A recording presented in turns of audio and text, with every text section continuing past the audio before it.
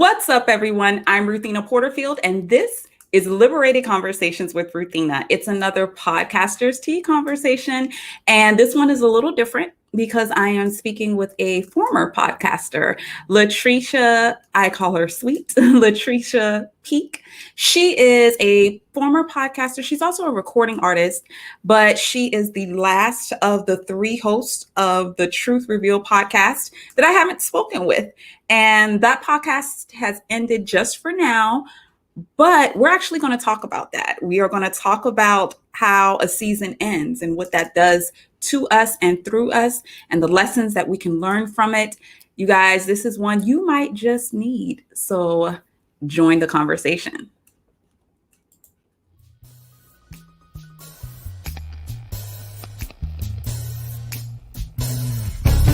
If we say that love covers a multitude of sin, then why are Sunday services so segregated?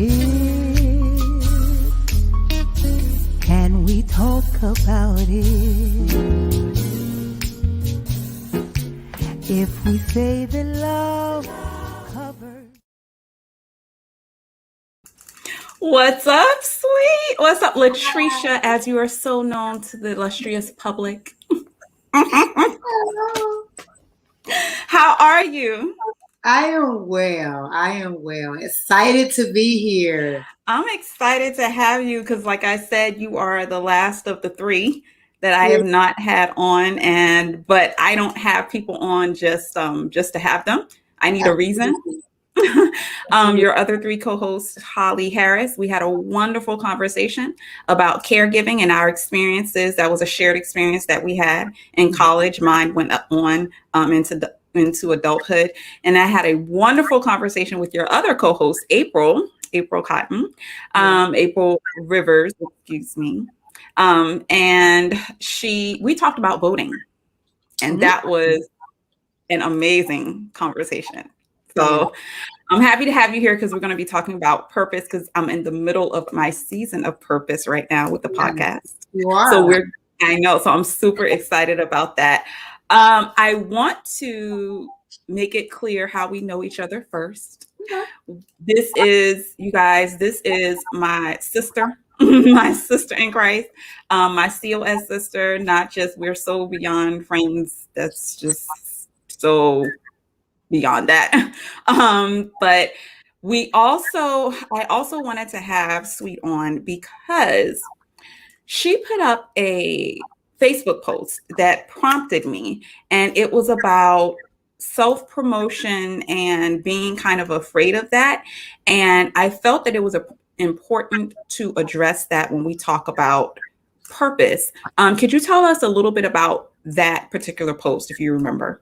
Yeah, absolutely. So I had just come off a weekend of hanging out with family and friends, celebrating a cousin of mine who had just been installed as a pastor. And I was supposed to sing on the program, but I lost my voice and, the rest is history. But while I was there, within the program, I had, promoted that I had a CD out and that I was a recording artist. And so one of the individuals that was there actually looked me up online, bought my CD, downloaded the CD, and she reached back out to me and she kind of was like, I did not know about this. Are you promoting this? She kind of just started asking me those type of questions.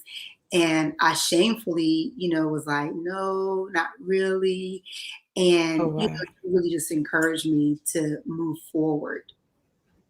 Yeah, I've been there where you realize that you weren't doing something that you probably should have been doing, particularly when it comes to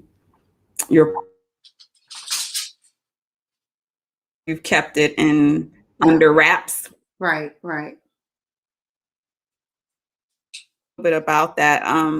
I want to start off with understanding purpose in general, right? So let me ask you, I guess let's jump right in, right? Let me ask you this. Do you feel like you Like, you know what your purpose is. I think we all have a purpose in humanity now. We all have a purpose in humanity. We all have a purpose as Christians, right? Do you feel like you know what Latricia Peak's purpose is? I mean, that's a loaded question. I know, right? That's a very loaded question. I'm going to say yes, but I will say this. I told my mom I was going to be on this podcast, and she wanted to know what the content was about, and I told her it was about purpose, and she asked me the exact same question. And Wow. I laughed and I said, it changes, it varies. And that's my answer. I feel like I know generally what my purpose is, but I feel like purpose changes per seasons. And so I think depending upon what season I may find myself in, or you may find yourself in, or even one of the listeners may find yourself in, the purpose may change to fit and accommodate that particular season of life that you're in. That's so well put. Oh my gosh. And I wish people would be more honest about that. I Yeah. wish people would be more honest about the fact that either no, I don't know my purpose, or yeah, I know my purpose for now. Today, like today, I know what it is, because the reality is, I remember in Charlotte, when I was there, I kind of understood my purpose. We can even say that part of our purpose was put forth to us. We were on a choir, and if you remember, at the time, our president at the time was a guy by the name of Gerard McCarter. He's a pastor, youth pastor now, if I'm not mistaken. Mm-hmm. But at that time, he said to us, listen, you're in college. Your number one priority right now is to graduate.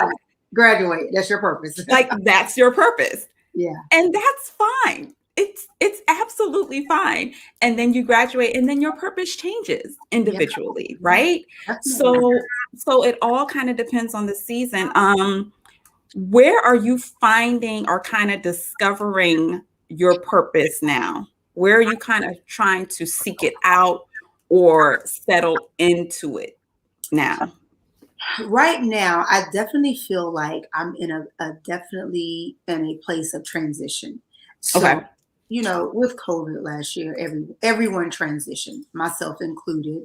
And with that transition, I made a decision to walk away from a good, stable government job. Hey! And, I was what do they call them? I was essential. Listen. As an essential worker, I decided I quit. And so I really have, Ruthina, just been trying to figure out what having made that very detrimental decision has meant for me this past year. I feel like my purpose is now kind of settling into ministry. Okay. And more specifically, ministry on a local level with my home church. Okay.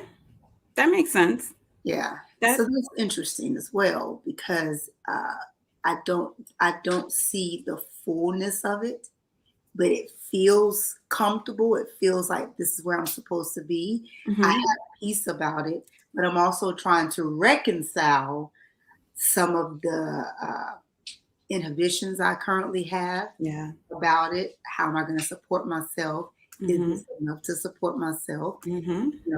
Ministry is ministry, and people don't normally, authentic and genuine and humble people don't necessarily go into ministry to become rich and famous and wealthy. That is not the path that you should probably take. This is true. I'm still probably Yeah. We'll probably have more discussions about that post episode, because I have been where you are for a long time. And it is a journey. It is a journey, and it is not an easy one. Okay. You said you quit the job. Did you quit the job around the time when the podcast came out? No, actually, the podcast came out in April. Okay. I did. I quit the job in May. May 15th was my last day. But I didn't obviously quit the job in reference to the podcast. Right. Yeah. Within a month of the podcast starting, I quit the job. Okay, so when you started the podcast, did you know that you were going to quit? Absolutely not. Had Okay. no idea. Nope. Okay. It was Interesting. not planned at all. Interesting. Interesting. What was that like? Was it Latricia Sweet Pea, it's time to quit your job? Was it Oh, what absolutely was not. it? Yeah, so it wasn't that. It was not the voice from heaven coming down saying quit. What happened was really honestly, it was more circumstantial. We were COVID was like what March, so we were 2 months in Yeah, um, to COVID. I worked in a job. I was a social worker for Child Protective Services in the county in which I lived. It was a tough very one. nothing changed for us as social workers in my county. We were still required to make contact to make sure these children were safe. There were some instances in which I felt not safe, and challenged my supervisor about having to go out. And then on top of that, there were already some struggles that I was having within the job. um, Okay. so based upon that, and just kind of feeling like I was working but not progressing, like you're putting in long hours. And I knew that going in. I've been in this profession for, close to a decade, but Yeah. going in and kind of being in this profession the second go round, because this is like a second um, experience for me going into this profession, I just felt like I was putting forth a lot of work, a lot of energy, and I felt underappreciated or not appreciated at all. I started to question myself because of the issues that I was having within the job. And I realized I was just burnt out. I had reached a point of being burnt out. And so I didn't say, I didn't hear God speak to me and say, quit the job. Okay. Everyone that I spoke to was like, you sure you want to do that? We're in the middle of a pandemic. Mhm. Jobs are scarce. You have Mhm. a job, it's stable. And I said, no, I'm going to do it. And I made sure that even in making that decision that I was open with myself and honest. This is not the Lord telling me to do this. He didn't speak and say, do this. This Okay. was a decision that I did make solely on my own accord. I did consult him. I told him that, we talked about it. Okay. I can't say that it was like, go forth, daughter. It was a decision that I made. And when I made that decision, I knew that I would have to process and reconcile whatever consequences came from it. Wow. Wow. Um, Gosh, I appreciate that honesty. Good Lord, I appreciate that honesty. And I think it goes to understanding the Holy Spirit within ourselves Yeah. and understanding that when you are in tune with, number one, your relationship with God, and when you are sensitive to the Holy Spirit within yourself, maybe it won't be a voice from heaven. Maybe Right. it won't be a go forth daughter. Maybe it simply will be an unction within your spirit that it's time. Yeah. Yeah. And maybe you will be right. Maybe you will be wrong. Yeah. But either way it goes, God's got you. Exactly. So, you know what I mean? Yeah. Yeah. Um, okay, so you're in the podcast. The podcast starts. The podcast was the Truth Reveal podcast, or it Yes, that was correct. right now. Yeah. And you can also watch it on YouTube as well. Yes. So you're in the podcast. What the podcast itself was kind of birthed from conversations amongst friends, Right. correct? Absolutely. Okay.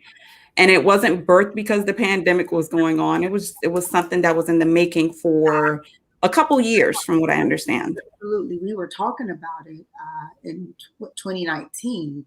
We were talking about doing the podcast back in September. We started making plans, kind of started hashing out names, what we wanted the content to be about, what we wanted our voice to be, just doing all of the behind the scenes, researching equipment. That was in September of 2019. And so Okay. the plan was always to go forth in 2020. And it just so happened that because of how everything took place with COVID, we opted out to go the route of YouTube because that allowed us to be able to see one another while we were talking, because the goal initially was for us to have meetings where, because we were all in North Carolina, we were supposed to meet, once a month and like do like multiple recordings and, Right. kind of like just do it that way. Okay. So it wasn't, so the podcast is birthed. You quit your job like about a month in. It was, so the podcasting becomes part of some plan to support yourself or anything. Clearly That not. it's clearly not. I asked that because we received a question from a viewer that wanted to know, well, how did you support yourself financially? Did you So have a plan? I had a loose plan. Okay. So I had some money saved up, and I calculated I had a lot of vacation time saved up. And because of working for the state, I knew that they would have to pay me out for all of my vacation, all of my comp Right. time, all of those good things. So initially I had that. I had a little 401k to the side. And I immediately, even after quitting, I immediately start looking for just something to do to continuously bring money in so that Right. I didn't completely deplete what I currently had. And I did my civic duty and I started working for the census. Look at, okay. So that was interesting too. I work for the census. My mom has a business that she's had for over 15 years, and I started working for her. So I started working jobs that clearly did not compensate me in the way that I had previously been compensated, but did Right. bring in money. Right. Right. Okay. So you've got a couple of things coming in here and there, and you're doing the podcast. I've seen several of the episodes. I was on an episode. Great conversation amongst friends. Awesome, awesome topics. And then you guys decided after almost a year that you wanted to take a break or end it for now. How did that decision come about? Um, Essentially, I think that we didn't completely count up the cost of Okay. doing the podcast and what all it takes to really make a successful podcast. Okay. We were friends. We talked. We're laughing. We're joking. We felt like, hey, everybody should be a part of these conversations. Let's do a podcast. Hey. And we did the preliminary thing. We did the equipment. You create your logo. You find a housing station to promote it, and then that was it. We didn't know all of the behind the scenes work it takes with promotions, getting sponsorship, and just the editing, all of that. And what happened was a lot of that began to fall on to Holly, because she was the person Mm, who did a lot. The look of our podcast, the logo, how it comes on, the music, everything pertaining to production came from Holly Harris, Torn Roof Entertainment, shameless plug. amazing, Amazing. amazing So capabilities. um, Beautiful. I personally didn't feel like it was fair, because I knew I couldn't contribute in the way that she was contributing, but even in the way that I was supposed to contributing, there was a struggle for me to do that, even from a promotional standpoint. And then, obviously April has children. That's demanding. She has some things of her own that she wanted to pursue. And so we made a decision that maybe at this present time, we put out a lot of good content. I think about 44 episodes, because we Right. release weekly. We decided, let's take a break. Obviously, well, not obviously, but Holly relocated to the DMV area. I stayed here. April's still local to Rocky Mount, and we were kind of going through shiftings and changes. And so, And that's Rocky Mountain, North Carolina, correct? yes, Rocky Yes. Mountain, North Carolina. Okay. So we decided that we would take a break, and just kind of do our own thing, and then Okay. maybe meet back and see if this is something that we want to go back into, and then really, really have that deep dive, what that would look like time wise. episodes, production, things of that nature. Yeah, a lot of people don't understand the work that goes into putting forth a podcast at the level that you want to. Podcasts come and go a dime a dozen on a daily basis. Daily. So it really does take purpose and intention. I want to jump back into the promotion portion because there's that word again. There's that word again. Promotion. Yeah. And, you know, like I said, the whole point of me, what brought me to saying, hey, let me have her on now, have you on now, is that post about self-promotion. And I know that it has been a struggle for me. It's something that I'm slowly coming out of. But you said yourself, you realize even within the podcast, it was like, I just don't have it in me to put out what it takes for promotion for this. And so here we go again. This is the second project of yours where promotion for you personally is an issue. Mm-hmm. So my question now becomes, when it comes, because you have a gift of music, Latricia Sweet Peak is an amazing vocalist. You have to check out her album, which I will put in the show notes, and you've heard a bit of it in the intro. But you have an amazing vocal gift, and you have the gift of gab. So is it the promotion word, or is it the task, or is it the general idea of it that causes you to struggle to put yourself out there? Honestly, Ruthina, I think it's all three. Okay. I think it's all three. I think it's the actual work that it takes to like learn. I struggle with Instagram. I feel you. So I think this it's multiple things.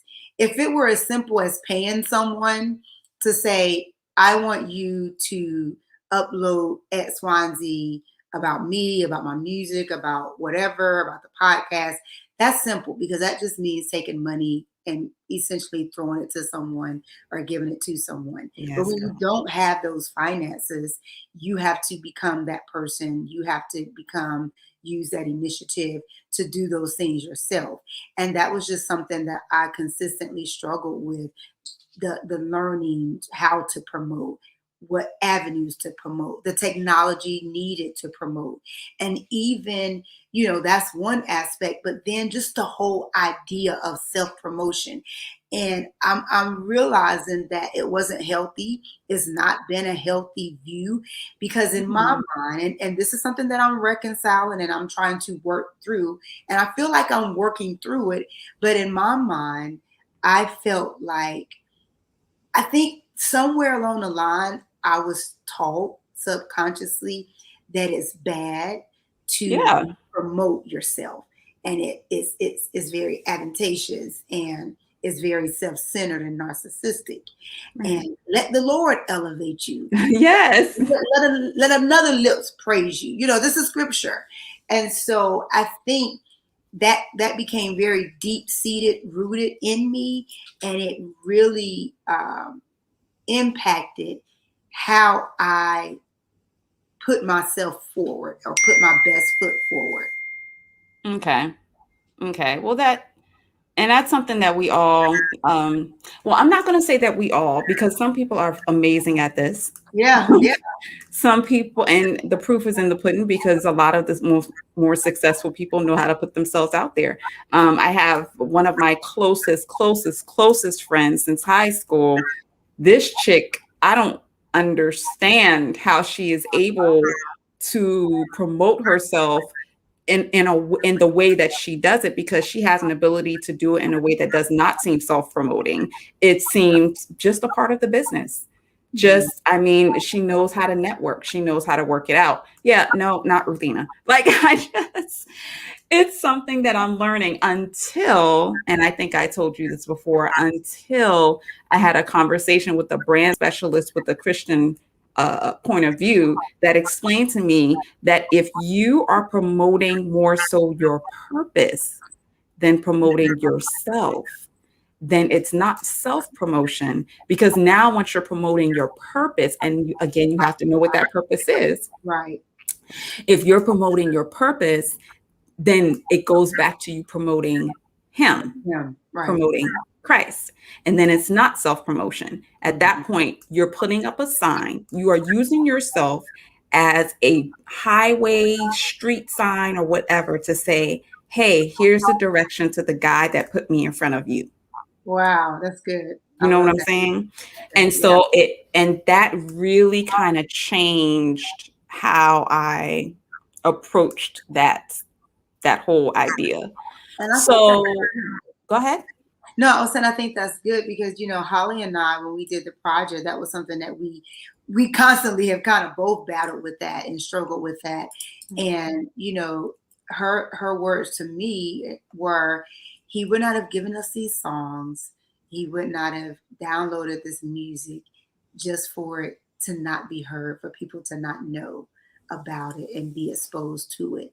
So we have to be responsible with what he's given us, and say, hey, like what you said, more than listen to me sing, listen to the words that the Lord has given me, and here's just how it comes across. This is a delivery.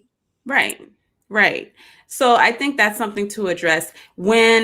So the decision was made to end the podcast for now, or however long God says, if it's permanent, whatever. Did you feel a shift in ending the podcast? Did you feel like, you know what? Before I ask that, let me ask you this. Do you feel like the podcast was a part of your purpose? For that time, I do. Okay. Time and moment, I do. And the reason why is because this is something that I've had conversations with my pastor about and friends. I feel like there's so many voices in the earth, and what we experienced during COVID was a release. Everybody had something to say because everybody had time today. And I felt like... Okay, I'm going to cut you for just a second because you broke up for a moment. Okay. All right. And I just want to give a minute just for my editing purposes. Okay. To come back in. Okay. You said that you feel like at the time it was. Yes. Continue. I feel like at the time that the podcast was a part of my purpose, because I realized that everyone was speaking. Everyone is always speaking. There were so many voices that emerged throughout COVID in 2020, and everybody wasn't speaking truth. And so that's where we came up with the name Truth Revealed, because we wanted to speak the truth, and we wanted to filter the truth through the Word of God and through the Holy Spirit. And so, like you said, I do have a gift for gab. I love to talk. I love to communicate. And so in that moment, I felt that the things that we highlighted, the episodes that we had, were speaking truth. We're bringing a different approach, a different viewpoint to the status quo of what we were hearing, because there was so much being spoken, and a lot of what was being spoken, outside of it being opinionated, because people are always going to infuse their opinions into whatever they're speaking about, but a lot of it wasn't true. And so I do feel like in that moment, I needed to have my voice. We needed to have our voice out there, because it goes back to that whole shying away. The people who are the loudest sometimes are the wrongest, and the people who are the quietest have the right things to say. Listen, so it was kind of like, no, say something. This is the time to say something. Yeah, exactly. So, I mean, at the end of the day, I think you served your purpose. I totally agree. I think you served your purpose for sure. I think it's Are you good with your decision to end? I am. And equally, there are times where I miss it. I miss having those conversations. Things happen, and I'm like, oh man, this would be a great episode. And so I feel like the podcast ending needed to take place for all of us because of the different multiple things that were taking place in our own individual lives. But I always felt like, and I think we've kind of discussed this, we being April and Holly and myself, we've always been open to the possibility of it coming back, that it wasn't a definite ending. And so that encourages me because prayerfully, if it returns or when it returns, we would have learned a lot from the experience of taking that break, and we're going Yeah. to be better. And we can be more responsible, and we can handle it with more grace. Yeah. I love when we can learn from certain situations. I want to put up an awesome comment when it comes to self-promotion. I'm going to read it. We as Christians struggle with self-promotion, but I feel like our secular side seems to have no problem with promotion. If you were a stripper named Candy working at the Uptown Strip Bar, then you got to sell it, right? That's so true. That is so true and so accurate. Absolutely. We love our friend Noelle. So the podcast is done for now. The album is out and has been out for 2 years. You are without full-time employment as of right now. Well, what is next? Well, I'm full-time employed, just underemployed. Underemployed. Okay. Underemployed, Gotcha. yeah. All right. So then what is next for Miss Latricia Sweet? Oh my goodness. You and these loaded questions. What? Honestly, Ruthina, these are questions that I ask myself every day when I walk the dog. What are we doing today? How is this going to work out? Honestly, I feel like next is me sitting still for just a minute and not being moved by what's taking place around me, not being moved by my friends, not comparing myself to my peers. And that's a struggle point as well. Okay. And being okay that if the next is more so geared towards the ministry stream and being a little bit more involved with teaching and leading in ministry, that I find peace and have the faith to believe that the other needs are going to be met. Because like I said initially, the ministry stream, I do feel like this is something next that he wants me to do in support of my local ministry and helping to continue to build in a certain way. I've primarily been a worship leader, and I feel like he's trying to I don't want to say take me up higher, but at least expose me to another level of ministry and what that looks like from a teaching standpoint and evangelism and discipleship. And so this is new territory for me. And because of that newness, it's also causing me to be a little apprehensive. Like, is this really it, Lord? Is this what I should be doing? How it looks like and what it looks like has been a place of, again, trying to reconcile. So what I want to do is just put myself in a place where I don't just say that I trust, but that I really trust, quiet my spirit, quiet my own voice, and be open to, if this is the route that he wants me to go, that I embrace it and I run towards it and not hesitantly walk. Okay. Well, let me get specific then. Okay. Solo album? Yes. How can I forget that? So, solo album is actually in the works. I have always loved the hymns. I grew up in a Baptist church in the South. We sung hymns every Sunday. And as a child, I didn't really appreciate the power of the hymns. And so being in worship, being a worship leader, having had a background in a Baptist church, predominantly Black, being a part of ministry that was predominantly Caucasian or white, and then being in a mixed culture environment, I really have realized that there is an absence of hymns. The hymns are, I hate to say it, feels like they're dying away. You're And so I right. I really, really, really want to bring back the importance of the hymns and the history that the hymns have and the power that they have. And so the next project that I'm working on currently is doing a hymn project of some of my favorite hymns that I sung or heard growing up. And that is where my heart is at right now. I love it. That's awesome. Now I can't wait for that. And I absolutely agree. My goodness, we don't we don't even have hymn books anymore. I Right, grew up right, exactly. with a very Yeah, thick, a very thick one. Exactly.